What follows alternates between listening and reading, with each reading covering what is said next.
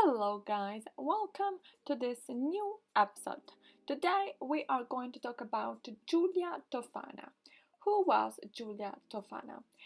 She was an Italian professional poisoner.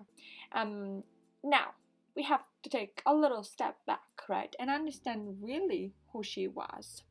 It is rumored that Giulia Tofana was actually either a witch or maybe she was at the court, at the Spanish court of Philip IV of Spain. She was maybe the daughter, maybe the niece of Tofana d'Adamo. Probably that was just her mother. Tofana d'Adamo was executed on July 12, 1633, and she was accused of poisoning with arsenic made by herself, which was at the time known as Aqua Tofana. The most credible version that I have found is that such Tofana d'Adamo was indeed the mother, and they were running together a cosmetic kind of a business, right? Where they would sell, besides regular products, also different kind of product. A different kind of product, meaning the so-called and so famous Aqua Tofana. So what is the story? Well, the story is simple. Tofana d'Adamo was executed basically because she killed her husband, and so somehow they were able to prove, or kind of prove, because this is the time of the Inquisition, that she was responsible for the killing of her husband.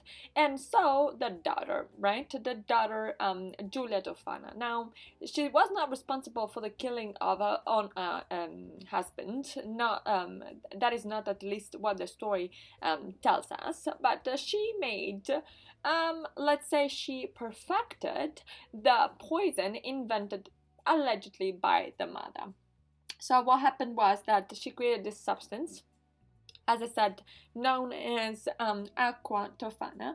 This substance was having no taste, no odor, so no smell, none whatsoever, and it was transparent, see-through. In other words, like water, right? She involved in this business. Also, the daughter, somebody said also that might be the sister, a woman named Girolama Spera. And what happened was, this substance was so beautiful, in the sense that it was a little bit of arsenic, a little bit of lead, and a little bit of belladonna. What else can you want?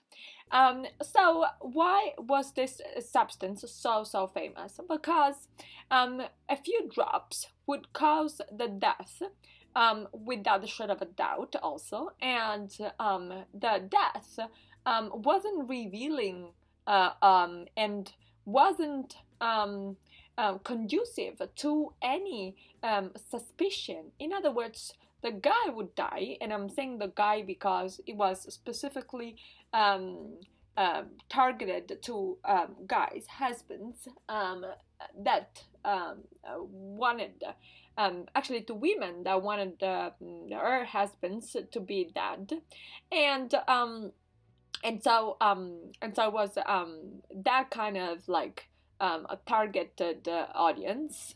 And the guy would die, and he would not reveal the sign of anything, not even the sign of poisoning, right?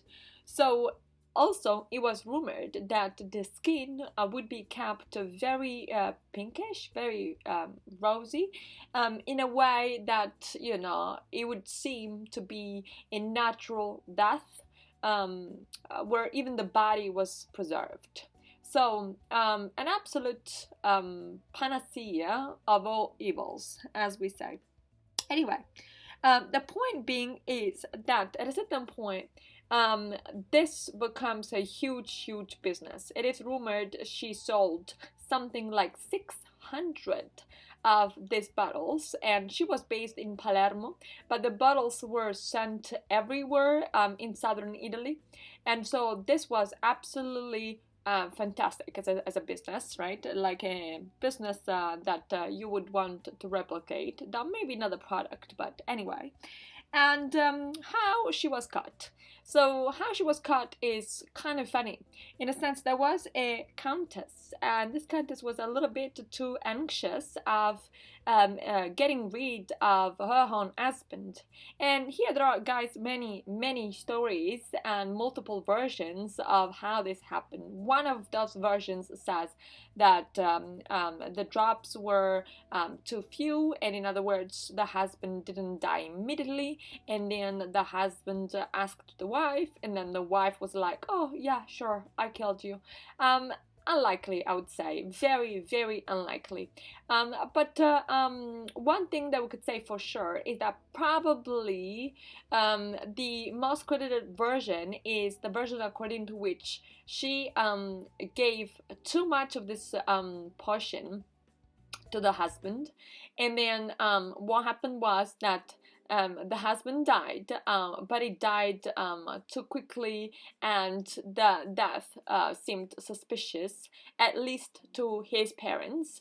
So his parents called up the Inquisition, said, guys, perhaps the countess here has has killed her husband, and that is how they all confessed. Basically, first confessed. The first to give a confession was the Countess of Cherry, the responsible for all of this. I would almost say disaster.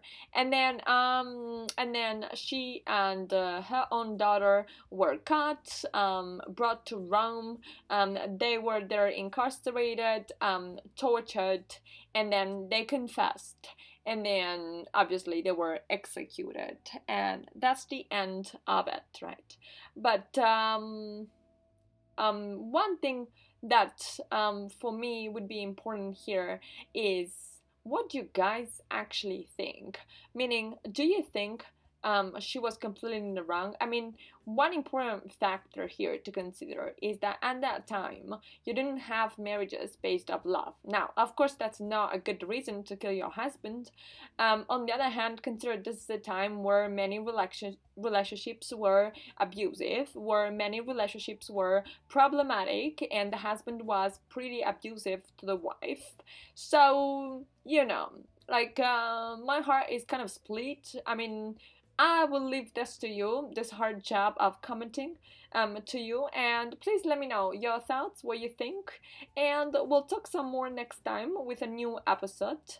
But please comment, leave a like if you want to this video, and then also subscribe to the channel if you haven't yet, and hit the notification bell. That would be seriously appreciated. Guys, I'm waiting to hear all your comments. Bye!